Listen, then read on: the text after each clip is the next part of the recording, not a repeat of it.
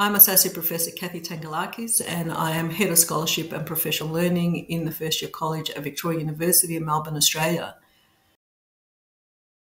The First Year College is multidisciplinary and made up of approximately 100 staff, 60% of which are teaching-focused academics and early career, and 40% teaching research academics, with approximately a 50-50 split between male and female academics. The senior leadership group within the college is comprised presently of 3 female academics, 1 male academic. We have no female professors within the college. We have 3 male professors. Within my university, we have a relatively new chancellor, vice-chancellor, and 3 new deputy vice-chancellors, all of which are male. So we have no female role models within the executive leadership of my university at this time, which is very disappointing. Reflecting on my career, the main barriers to progressing as a female leader were being allocated a large administrative and teaching workload upon my return from career interruption. That limited my time to do discipline research. I kept thinking it's core business and will be rewarded in promotion, but unfortunately it wasn't valued as highly as research. So seeing my male colleagues allocated less teaching and administration to do research and then being promoted quickly on that basis was very frustrating to me. Another barrier was lack of mentoring, lack of guidance, lack of support for female academics at that time. And I guess also a lack of self-confidence and self-belief in my own ability, which is probably why it took me 20 years to get from senior lecturer to associate professor.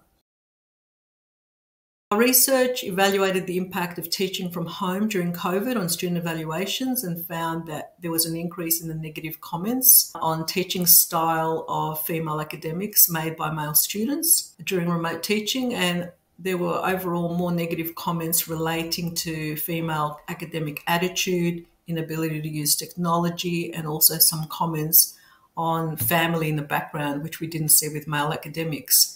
We speculated that this would have a negative impact on the confidence of teaching intensive female academics, and which would then hinder their leadership aspirations and their career progression in academia. We also evaluated the impact of a women-led initiative in the first year college called WIFE, or Women in First Year, which was set up by a small group of women within the college to empower, encourage, and support female early career teaching academics in their career progression with a view to building their self-confidence and self-efficacy. We've had lots of successes, which we continually celebrate, and interviews with the female academics show that they were very appreciative of the support, the mentoring, and the safe space available for them to be able to discuss any issues, but also opportunities for networking and collaboration through the network.